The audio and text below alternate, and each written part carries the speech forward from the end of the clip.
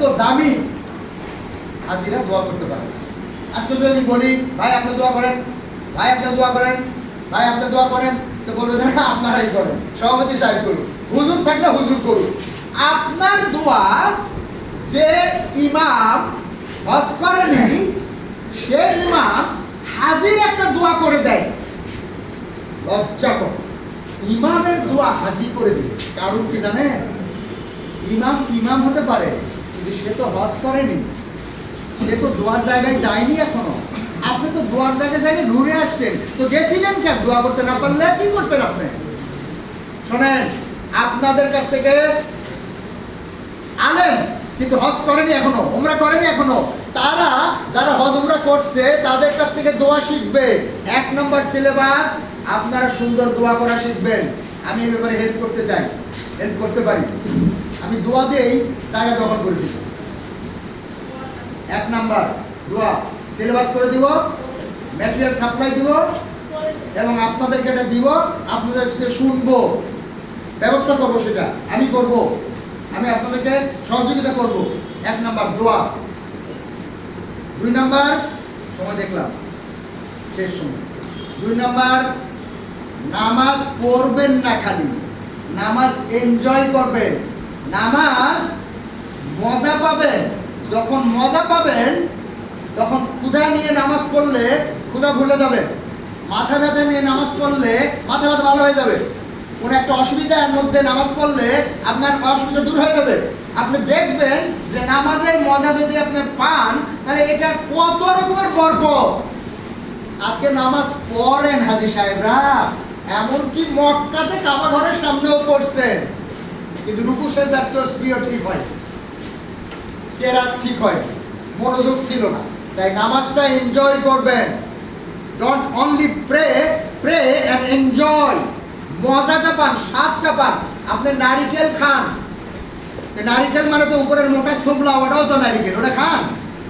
নাকি ভিতরের পাতলা ছোবলা ওটা খান? নাকি মালয়টা খান? কোনটা খান? নারিকেল কোনটা? মালয়ের ভিতরের শ্বাস, মালয় নারিকেল না, কিন্তু ওটা ভাঙা লাগে।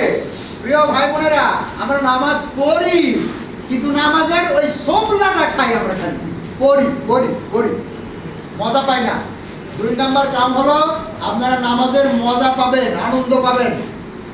যদি নামাজের আনন্দ পান জীবনের আনন্দ পাবেন, আর নামাজের মজা যদি না পান কিচ্ছুতে মজা পাবেন না। 3 দিন পরেই ভালো লাগবেন, বলে একই জিনিস প্রত্যেক দিন দেখতেন, আজই ওর গল্প করে প্রত্যেক দিন একই খাবার, হ্যাঁ প্রত্যেক দিন একই খাবার। আরে ইমাম সাহেব যে এক দিন এক সূরা পড়ে, ওটার মজা পাইলে তুই এই খাবারের দিকে চিন্তা করতেছিস না। আমাদের অবস্থাও তাই। কারণ 2 নাম্বার গেল নামাজ এনজয় করতে হবে, you have to enjoy your prayer. 3 number শক্তভাবে কোরআন ধরবেন। ওই যে রাসূল বলে গেছেন দৃঢ়ভাবে আঁকড়ে ধরো। এই শক্তভাবে কোরআন ধরা বলতে কোরআনের ভাষায় 4টা, আমি এটা বোঝানোর জন্য 5টা বানাইছি। যারা পড়তে পারেন না আরবি কোরআন পড়তে শিখবেন। আরবি কোরআন পড়তে পারেন, বিশুদ্ধ সুন্দর ঝরঝরা হয় না, বিশুদ্ধ সুন্দর ঝরঝরা হবে। আপনার তেলাওয়াত শুনলে একটু শুনতে চাইবে। 3 নাম্বার অর্থ পারেন না, অর্থ শিখবেন। 4 নাম্বার শিক্ষা বুঝবেন। 5 নাম্বার শিক্ষা অনুযায়ী আমল করবেন। আর 6 নাম্বার হলো এই 5 নাম্বারের মধ্যে আরেকটা, সেটা হলো প্রচার করবেন।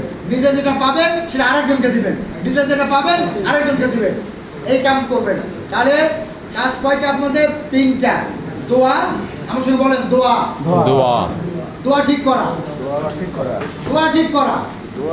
2 নাম্বার নামাজ এনজয় করা, এনজয় করা, নামাজের মজা পাওয়া, নামাজের মজা পাওয়া, মজা পাওয়া, নামাজ আমাকে আনন্দ দিবে।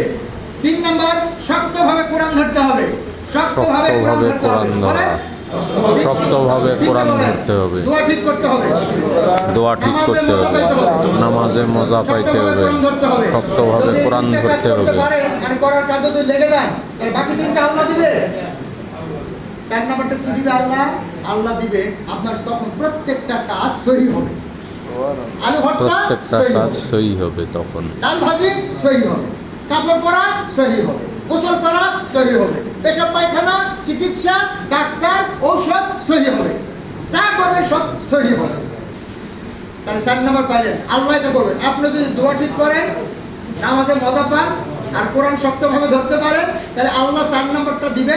আপনার কোনো কাজে মারাত্মক কোনো ভুল বা ক্ষতি হবে না, খালি ওই কাজটার মজাই আপনি পাবেন, সহি হবে, আমলে সালে।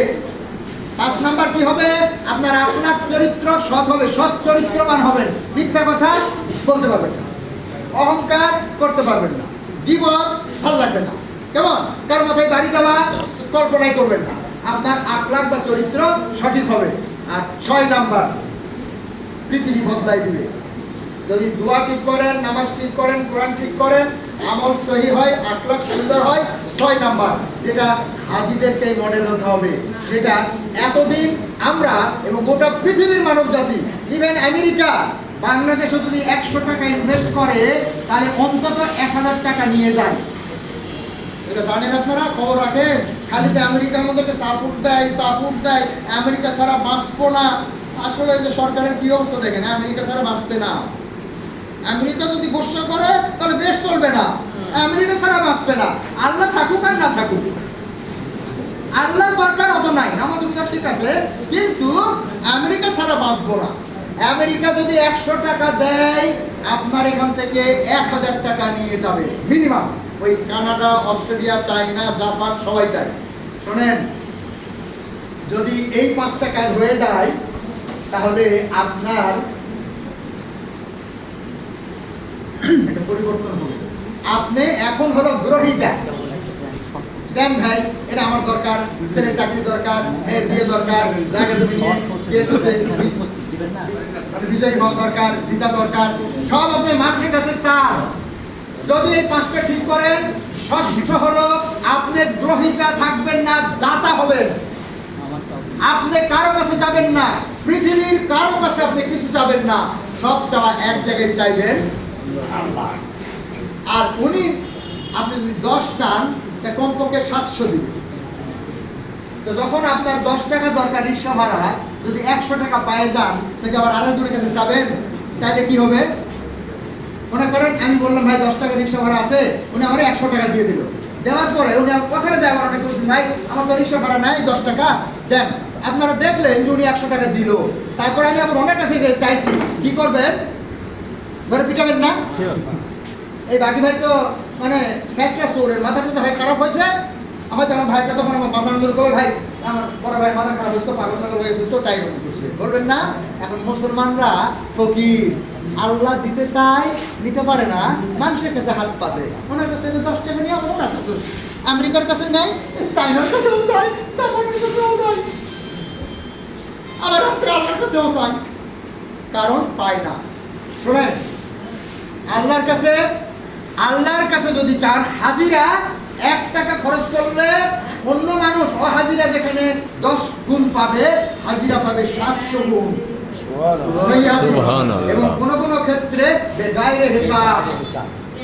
এখন আপনাদের কাছে অনুরোধ হলো, এই কঠিন গুলোতে শুরু করবেন, যেটা আল্লাহ করবে সেটা আপনারা করবেন, না যেটা আমাদের করার কথা সেটা করবেন।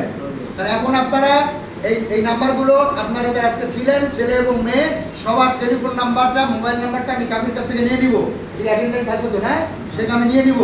নিয়ে যদি আপনারা দিতে চান, নিয়ে আমি আগামী 1 সপ্তাহের মধ্যে আপনাদেরকে নিয়ে অনলাইনে ঢাকা থেকে একটা মিটিং করব। যাদের মোবাইল আছে, স্মার্টফোন, তারা অনলাইনে জয়েন করবেন। যাদের স্মার্টফোন নাই তারা ঘাবড়াবেন না, কোনো না কোনোভাবে আপনাদের জন্য অল্টারনেট ব্যবস্থা করে দিব। যারা নিজেরা পারেন না, ছেলে আছে, নাতি আছে, বৌমা আছে, তাদেরকে বলবেন বাবা আমার ওই বাকি স্যারের ক্লাসে যোগদান করে যেত, ওরা 1 সেকেন্ডের মধ্যে আপনাকে যোগদান করে দিবে। আর যারা কোনো কারণে পারবেন না সেটা আলাদা, কিন্তু সবাই নিয়ত রাখবেন আগামী 1 সপ্তাহের মধ্যে আমি এটা জানিয়ে দিব আপনাদেরকে যে 19 তারিখে এশার নামাজের পরে 9:30টার দিকে আধা ঘন্টার জন্য আমরা অনলাইনে যুক্ত হব। দোয়া, নামাজ আর কোরআন নিয়ে ক্লাস নিব, ম্যাটেরিয়াল দিব, এবং তারপরে ধীরে ধীরে আপনারাও এটা দেওয়া শুরু করবেন। তারপরে নওগাঁতে যারা এটা আপনাদের এখানে আসেনি তাদেরকে এইভাবে দেওয়া শুরু করবেন। গ্রামের বাড়িতে যাবেন, দেওয়া শুরু করবেন, অফিসে যাবেন, দেওয়া শুরু করবেন, সব জায়গায় দেওয়া শুরু করবেন। রাসূল সাল্লাল্লাহু আলাইহি ওয়াসাল্লামের 8 নাম্বার, মানে এটা আসলে অনেক নম্বর, বলেছিলেন আমি যেটা তোমাদেরকে দিলাম সেইটা তোমরা এখন অন্যদেরকে দেওয়ার জন্য বের হয়ে পড়ো। তাই সাহাবায়ে কেরাম আজমাইন বেশিরভাগই আর বাড়িতে ফিরে যায়নি, ওখান থেকেই নবীর এই দাওয়াত প্রচার করার জন্য বের হয়ে গেছিল। আমার জন্য দোয়া করবেন, আমি যেন এটা অব্যাহত রাখতে পারি মৃত্যু পর্যন্ত, এবং এই কাজ করতে করতে যেন আমি মারা যাই, অসুস্থ হয়ে হসপিটালে চিকিৎসাধীন অবস্থায় যেন না মরতে হয়। আর আপনারাও অন্তত নওগাঁকে বেস করে ঢাকা ঢুকার চিন্তা বাদ দেন, হ্যাঁ, নওগাঁকে বেস করে আগামী 27 হাজিদেরকে আপনারা তৈরি করার চেষ্টা করেন এবং এটা মডেল করে ফেলেন। যদি একবার মডেল করে ফেলতে পারেন, ইনশাআল্লাহ আপনাদের পরবর্তী জেনারেশনরা এটা ধরে রাখবে। আল্লাহর কাছে দোয়া করি আজকের এই প্রচেষ্টা, এই উদ্যোগ, এই কষ্ট আল্লাহ যেন সফল করেন, আমাদের জন্য দয়া করে পরিপূর্ণ সাফল্য দান করেন, আমাদের ভুল ভ্রান্তি ক্ষমা করেন। ওয়া আখিরু দাওয়ানা আলহামদুলিল্লাহি রাব্বিল আলামিন।